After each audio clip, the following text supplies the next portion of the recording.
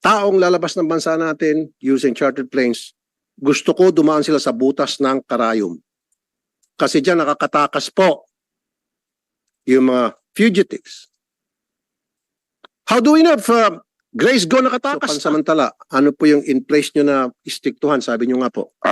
Mula po nung nag-usap po tayo, nag-deploy po kami ng mga security guards. Talaga maigpit na po. At chine-check na po yung mga passes na pumapasok. So, Security guards. Yun po. Okay, ano po yung checking ginagawa po ng security Yung guards? security guard po yan is composed of the airport police na Okay. isasamahan ng loob. Hindi ko sasama ng loob. Hindi alam ko po. Banggitin nyo lang po sa amin. Pagkat ito po ay mga tinatawag natin mga medyo mga VIPs po natin nasa gobyerno po. VIP sa Itong gobyerno. mga niluklop. Na mga ordinaryong tao, ito ang bibigyan ng super VIP treatment? Heck no. It shouldn't be that way. Wala pa rin processing center ang airport para sa mga VIP passengers sa mga private and chartered airplanes. Why? Going abroad. Nung po huli natin na tinalakay po natin nung huling hearing, binanggit niya po niya yan. Yes. Nag-start po kami kagad, nagpalagay na po kami ng mga security dun sa mga entrances po ng GenAv. Gaya na sinabi. No sir, I don't need CCTV. Yes, that's helpful. What I need is a processing center na ito mga pasahero na papuntang abroad na gamit ang isang private o chartered plane, dumaan sila sa the same process na dinadaanan ng mga regular airline passengers tulad namin. Because these people are given VIP treatment. Pakinig ka sir. Galing sa kanyang kotse, SUV o limousine yan, pasok sa gate, diretso sa tarmac, akyat sa aeroplano. Darating yung CIQ, customs, immigration, quarantine. Titingnan lang yung passport mo ka. Wala man ng inspeksyon sa kanilang mga gamit. Walang frisking. Walang gadget. Ang gamit cellphone namang Viber. Titingnan, pakicheck na ito kung itong si ganitong passport number, okay ba ito? Tatawag, okay yan, okay, go. Opo. Walang CCTV. Hindi sila dadaan sa CCTV. So that's why I'm telling you, I want a processing center. Araw-araw kita patatawagin dito pag hindi ito natupad by end of the year or at least next year. That processing center, dadaan din sa butas ng karayom lahat ng mga pasahero na lalabas ng ating bansa, especially out of the country, using private or chartered airplane. Maliban na lang of course sa mga dignitaries, ibang usapan yan. Pero kung mga taong lalabas ng bansa natin using chartered planes, gusto ko dumaan sila sa butas ng karayom. Kasi diyan nakakatakas po yung mga fugitives. How do we know if Grace Go nakatakas na?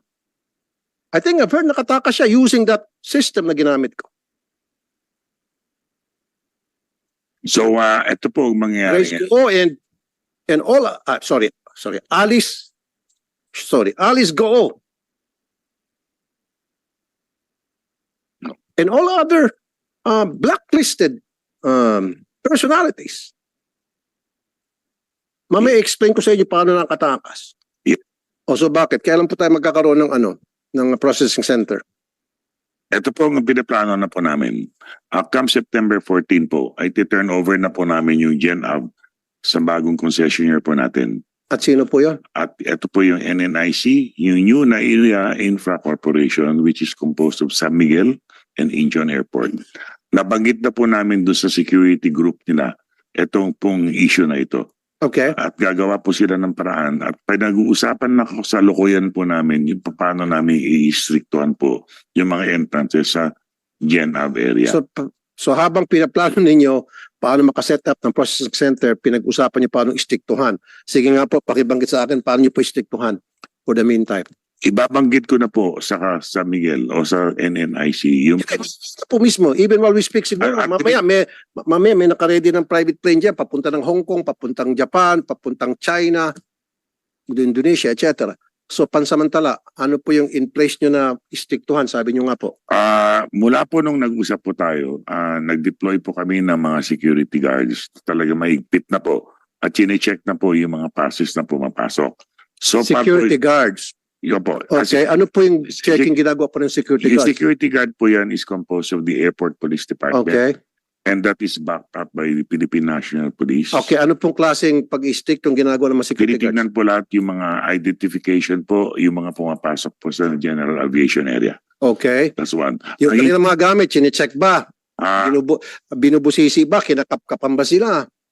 sa masamang palad po ay hindi pa po namin umaabot Exactly, sa sa kasamang palad hindi. So, ibig sabihin, pwede siyang magdala ng droga, bomba, at kung ano pang mga kontrabando, kaya niyang ipuslit.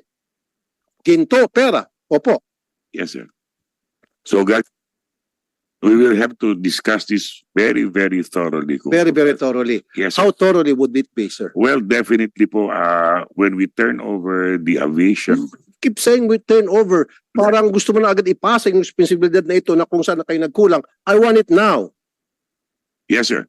So, ang gagawin po So namin, tell me something na gusto ko effective immediately as in now o yesterday pa dapat na meron na talagang pag-stick to make sure na itong mga pasahero sa mga chartered airlines o chartered planes ay nakakapkapan na inspeksyon yung kanilang mga gamit para hindi sila makapagpuslit ng kontrabando. opo, sa ngayon po, ang mga pumapasok po ngayon, ay karamihan po kung hindi po sana isasama ng loob. Hindi ko sasama ng loob. Hindi alam ko po. Banggitin niyo lang po sa amin. Pagkat ito po ay mga tinatawag natin mga medyo mga VIPs po natin nasa gobyerno po. VIP sa gobyerno. Sino-sino po ito? Huwag kayong matakot. Well, anyway, Anong pangalan po itong mga taga-gobyerno? Go ahead, mention their names. ibabanggit ko po sa inyo. Bigyan niyo po sa aking listahan kung natatakot kayo. Hindi naman po. It shouldn't be kasi lalo itong mga taga-gobyerno, niluklok sila ng taong bayan tapos what makes them so special? Samantala yung mga bumoto sa kanila, dumadaan sa proseso, dumadaan sa butas ng kalayom tapos itong mga niluklok na mga ordinaryong tao, ito ang bibigyan ng super VIP treatment? Heck no. It shouldn't be that way. Anyway po, we will have to review again po immediately yung mga sinasabi po nyo at isa-center na po namin. Kaya nga sa- sir, so give me a game plan. Paano niyo po Yes, sir. gagawin yon? I Yes, want sir. to hear it now. I want the public to hear it.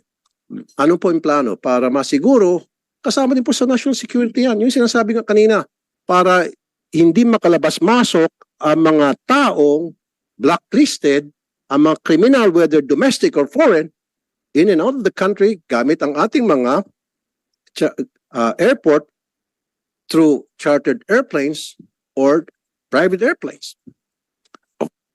Dalawang gate po yung National security itong pinag-usapan natin. Yes, sir. Dalawang gate po ang ating binababantayan mo ngayon. Yung tinatawag natin yung Delta Gate at saka tinatawag natin yung kabilang gate doon sa may bandang southern part doon ng gate.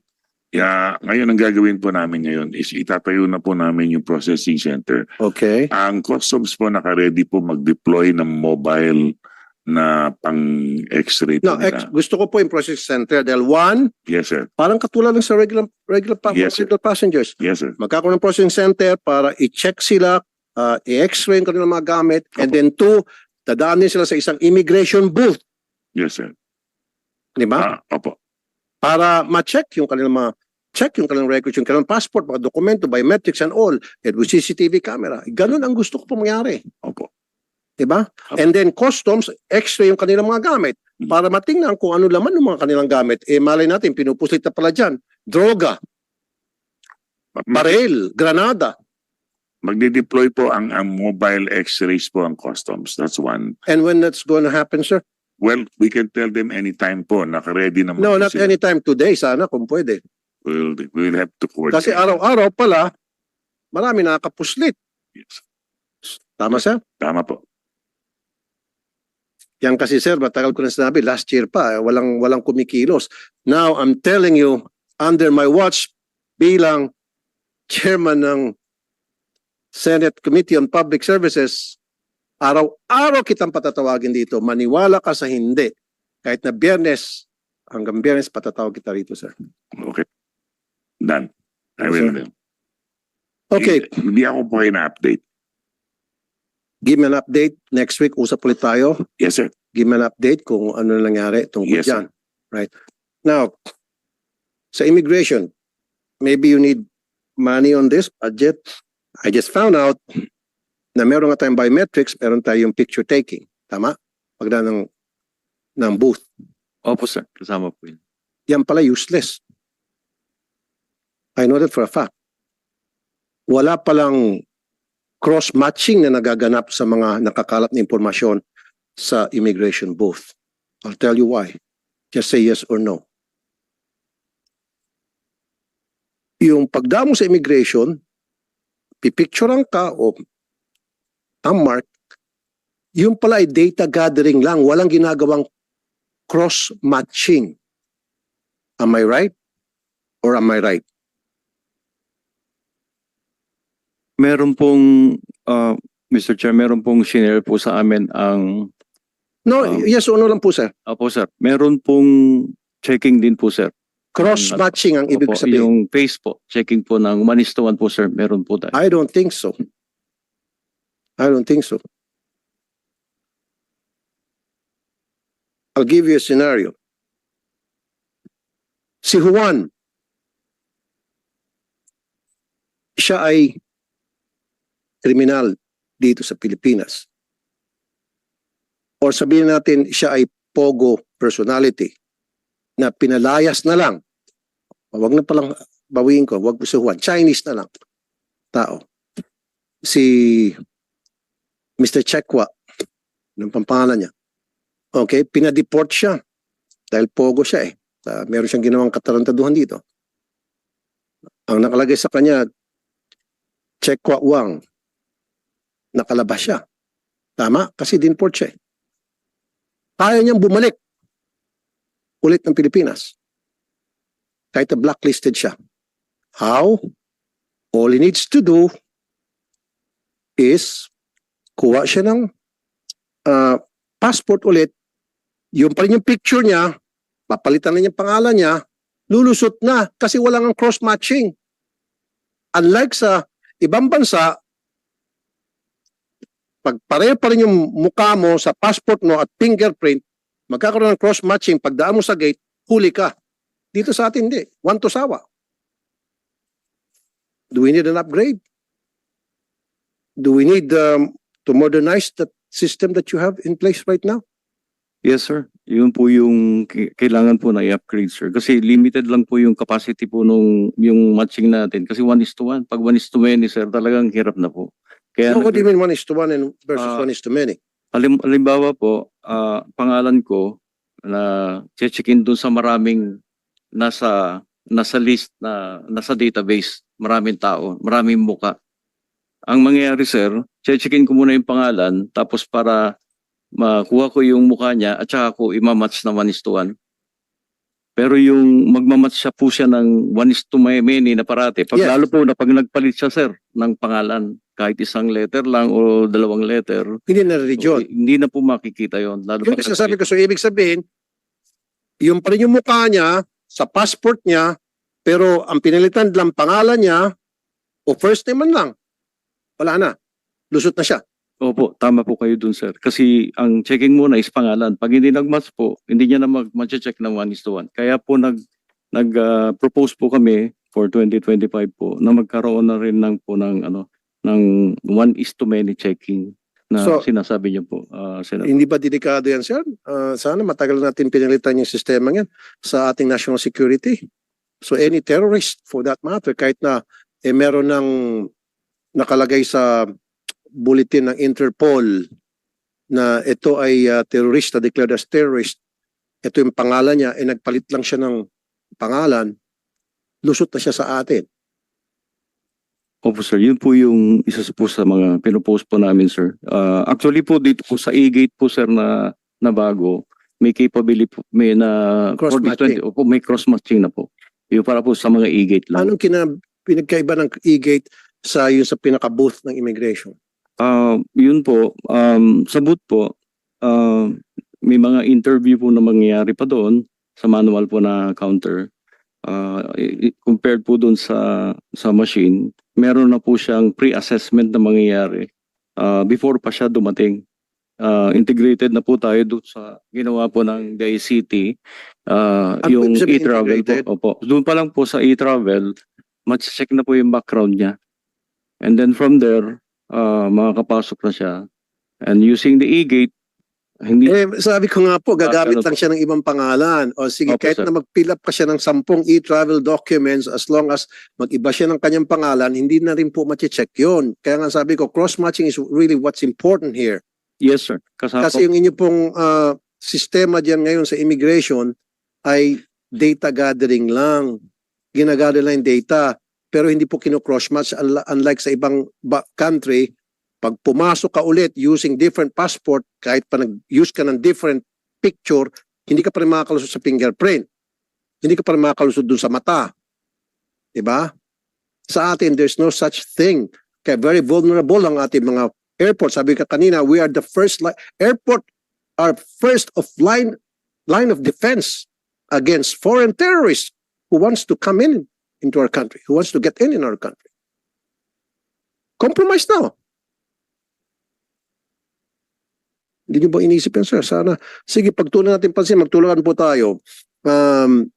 Kung kinakailangan, baguhin natin yung sistema, upgrade natin. Gastusan natin kahit na bilyones pa yan. Kasi when it comes to national security, there should be no compromise.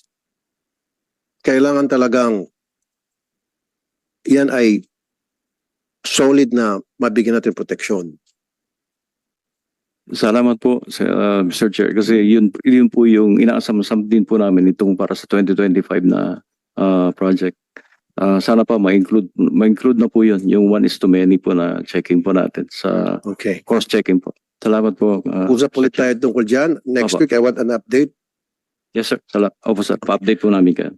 Meron ba tayong member ng CIQ, Customs, Immigration, Quarantine? Sino ang pinaka-head ng CIQ?